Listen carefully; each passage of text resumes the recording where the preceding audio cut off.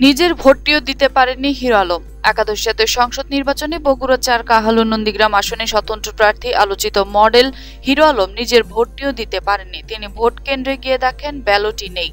বৃহস্পতিবার গণমাধ্যমের সঙ্গে আলাপকালে এই আক্ষেপের কথা জানান হিরো আলম।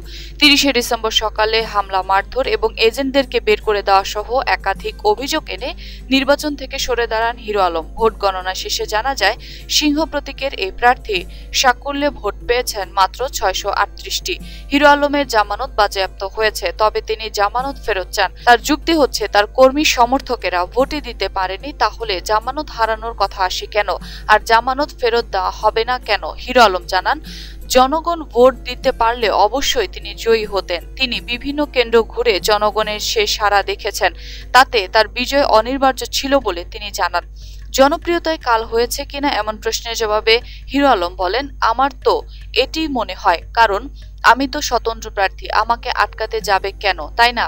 তাছাড়া আমার সঙ্গে কারো দ্বন্দ্ব থাকার কথা নয়। ভোটে থাকতে পারলে জয় পেতেন কিনা এমন প্রশ্নের জবাবে হিরো আলম বলেন, আমি ভোটে থাকলে অবশ্যই জয়যুক্ত হতাম। ভোটের দিনে ভোট দিতে পেরেছিলেন কিনা এমন প্রশ্নের জবাবে হিরো আলম সরাসরি জবাব দেন, আরে না, নিজে ঢুকতেই তো ওখানে মারামারি লেগে গেল, এজন্য মনে করেন কিছু করতে পারিনি। ভোট কেন্দ্রে হামলার কথা জানাতে গিয়ে তিনি বলেন, কেন্দ্রে গিয়ে দেখি ব্যালটই নাই। আমি জানতে চাইলাম ব্যালট নেই কেন, বলল ব্যালট আনতে গেছে। এই নিয়ে কথাবার্তা বলতে বলতে ধাক্কাধাক্কি করতে করতে কেন্দ্র থেকে বের হয়ে আসলাম। আরেক কেন্দ্রে আসলাম, সেখানেও মারামারি। আমার সঙ্গে মারামারি লাগছে ৩ কেন্দ্রে।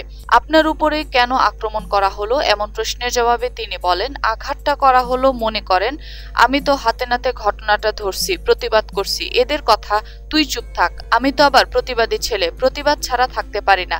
আমার চোখের সামনে কোনো অন্যায় অত্যাচার হলে আমি তা মুখ বুজে সহ্য করতে পারি না, এটি আমার অপরাধ। প্রসঙ্গত, ইউটিউবে বিভিন্ন অভিনয়, নাচ, গান দেখিয়ে দেশব্যাপী আলোচনায় আসেন হিরো আলম। তার প্রকৃত নাম আশরাফুল আলম। তিনি এর আগেও স্থানীয় নির্বাচনে অংশ নেন।